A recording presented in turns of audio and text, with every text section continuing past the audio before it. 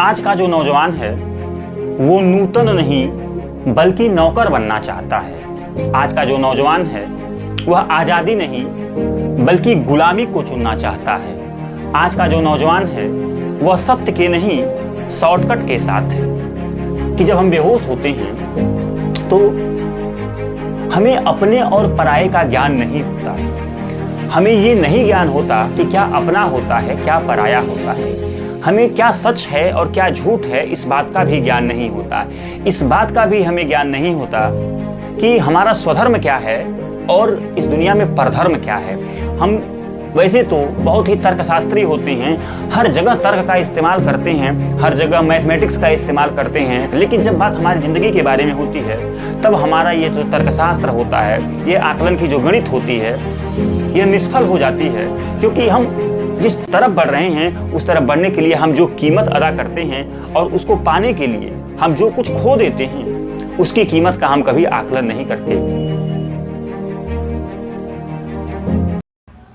आज हमारे देश की हालात ये है कि सरकार से लेके अखबार तक, संसद से लेके चाय की दुकान तक और बड़े बड़े मॉल से लेकर फुटपाथ तक एक ही चर्चा होती है।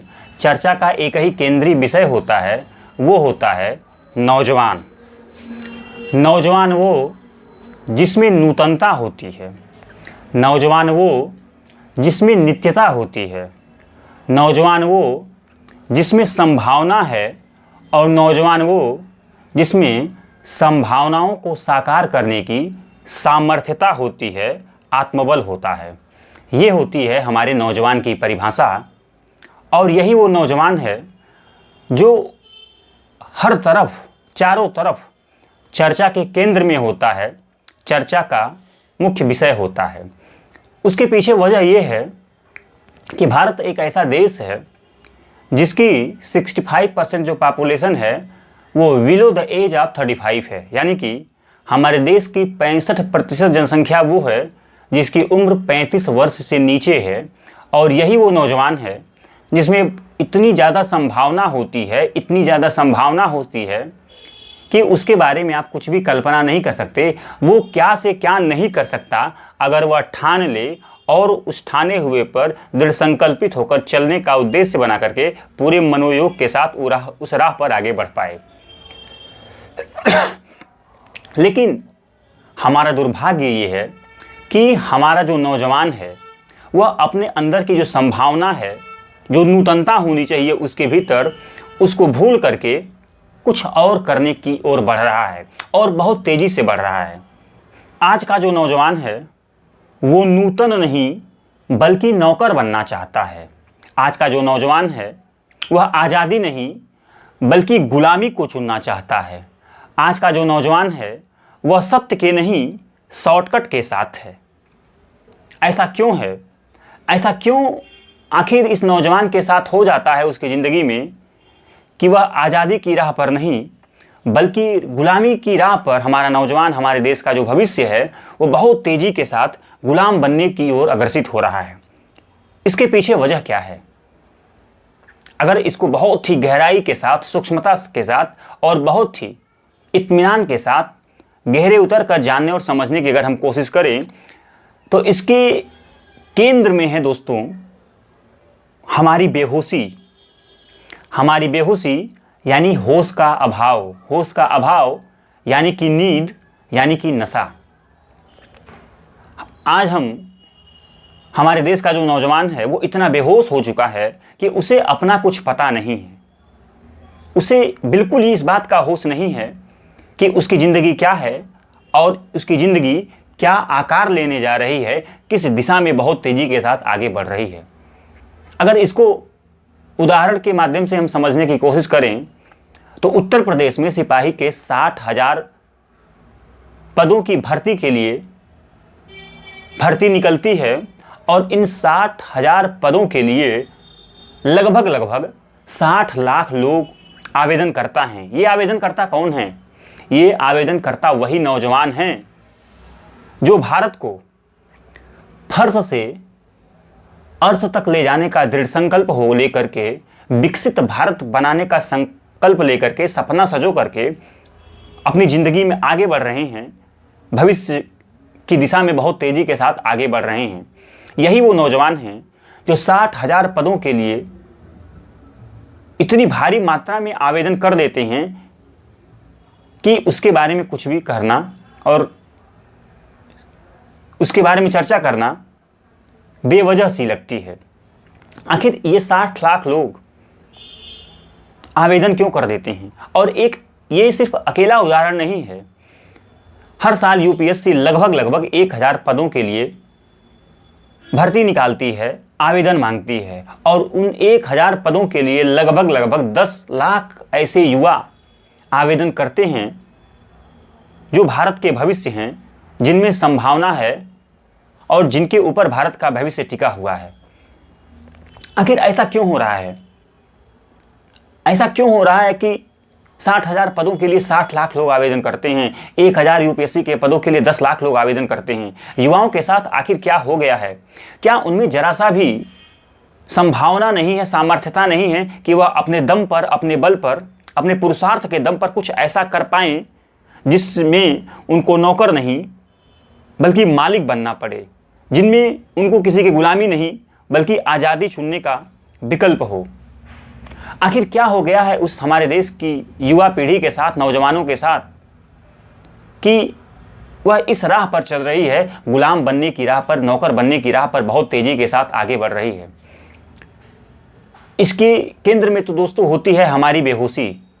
और क्योंकि हम बेहोश हैं, हम होश में नहीं हैं, हम नींद में हैं, हम जगे हुए नहीं हैं, न हमें खुद का पता है, न ही इस संसार का पता है, इसीलिए हमें बिना जाने समझे हम भीड़ को फॉलो करने लगते हैं। भीड़ को फॉलो करने की एक टेंडेंसी हो जाती है, हमारी एक प्रवृत्ति हो जाती है।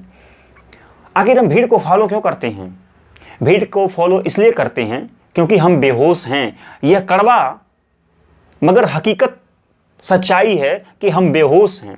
हम बेहोश हैं, हम बेहोश हैं। इसको आप जितनी बार अपने भीतर उतरने दीजिए, उतनी बार यह आपके भीतर कुछ ऐसी क्रांति की चिंगारी बनकर आपके भीतर बदलने की तो चाह पैदा करेगा, जिससे आप गुलामी की तरफ नहीं बल्कि आज़ादी की तरफ बढ़ेंगे। बेहोशी ही हमारी वो कारण है जो हमें लगातार हमें गुलाम बनने की राह पर बहुत तेज़ी के साथ आगे बढ़ा रही है। इसकी सिर्फ इतनी सी वजह होती है क्योंकि हम होश में नहीं होते हैं। हम कभी भी नींद से जागने का प्रयास नहीं करते। हम कभी भी ये जानने का प्रयास ही नहीं करते कि जिस दिशा में हम बढ़ रहे हैं, उस दिशा में बढ़ने की जो कीमत है, वो कीमत कितनी ज़्यादा है। हम वैसे तो बहुत ही तर्कशास्त्री होते हैं, हर जगह तर्क का इस्तेमाल करते हैं, हर जगह मैथमेटिक्स का इस्तेमाल करते हैं, अच्छा बुरा का, कम का ज़्यादा का, सही का गलत का इस्तेमाल तो ज़रूर करते हैं। लेकिन जब बात हमारी ज़िंदगी के बारे में होती है, तब हमारा ये जो तर्कशास्त्र होता है, ये आकलन की जो गणित होती है, ये निष्फल हो जाती है। क्योंकि हम जिस तरफ बढ़ रहे हैं, उस तरफ बढ़ने के लिए हम जो कीमत अदा करते हैं और उसको पाने के लिए हम जो कुछ खो देते हैं, उसकी कीमत का हम कभी आकलन नहीं करते। हमें समय ने जो बता दिया होता है, समाज ने जो बता दिया होता है, सरकार ने और संस्थाओं ने जो बता दिया होता है, हम बिना ये जाने समझे कि उस दिशा में जाने का परिणाम क्या होगा, प्रतिफल क्या होगा, हम भेड़ चाल में, भीड़ के पीछे पीछे जाना शुरू कर देते हैं। और इसके केंद्र में होती है दोस्तों हमारी बेहोशी। जब हम बेहोश होते हैं तो हमारे साथ ऐसा क्या घट जाता है कि हम सही रास्ते का चुनाव नहीं कर पाते।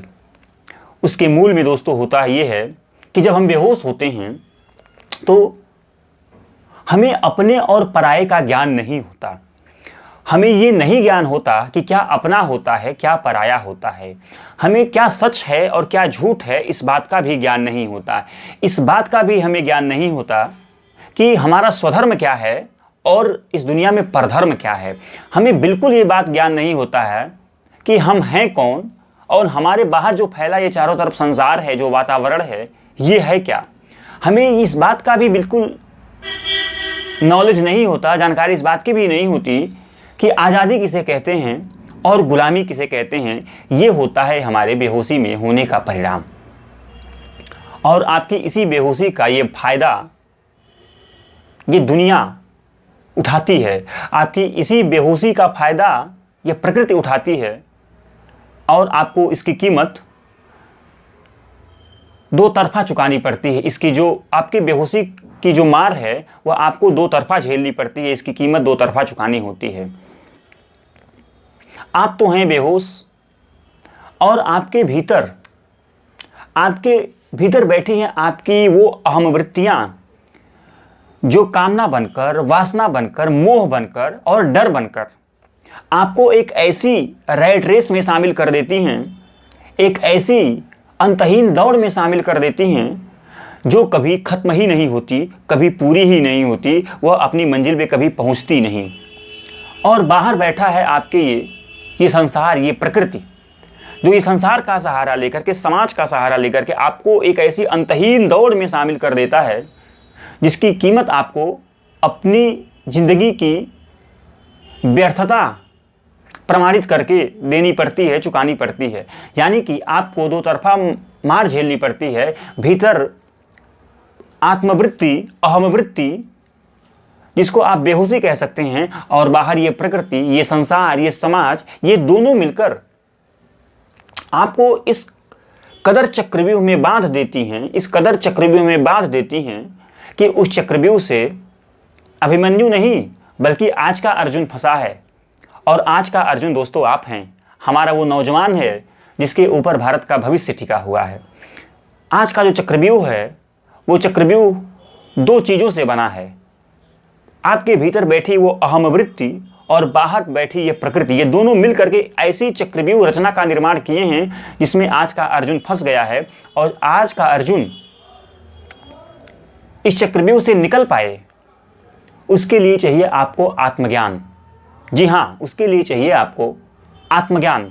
अगर आपकी ज़िंदगी में आत्मज्ञान नहीं है तो इसी तरह आपके भीतर आपकी जो अहम वृत्ति है और बाहर जो ये प्रकृति है, ये दोनों मिलकर आपकी ज़िंदगी का इस तरह शोषण करेंगी, ये समाज इस तरह आपका शोषण करेगा कि आप कहीं ना कहीं अपनी ज़िंदगी को व्यर्थता की राह पर, ख़त्म करने की राह पर आगे बढ़ा रहे होंगे। और एक समय आएगा जब आपको साफ साफ अपनी जीवन की व्यर्थता दिखाई देगी, लेकिन आपके हाथ में न समय रहेगा, न संसाधन रहेगा और न वो ऊर्जा रहेगी कि आप चाह करके भी अपनी ज़िंदगी को स्वधर्म की राह पर, सच्चाई की राह पर और अपनी ज़िंदगी को ऊंचाई पर उठाने की राह पर आगे बढ़ा पाएं। इसीलिए मैंने कहा ये सारे चक्रव्यूह से, इस माया के चक्रव्यूह से, इस अहमवृत्ति और प्रकृति के चक्रव्यूह में जो आप फंसे हैं वो आप अभिमन्यु नहीं बल्कि आज के वो अर्जुन हैं जिसको ये चक्रव्यूह भेदने की ज़रूरत है। और आप ये चक्रव्यूह भेद सकें, अपने समय का, संसाधनों का और ऊर्जा का समुचित उपयोग करके जीवन की सार्थकता को प्रमाणित करने की राह पर आगे बढ़ सकें, उसके लिए चाहिए आपको आत्मज्ञान। और आपके भीतर, आपके अंदर आत्मज्ञान की वो मुमुक्षा, वो चाह, वो प्यास पैदा हो सके। यही है मेरा काम, यही है मेरा स्वधर्म।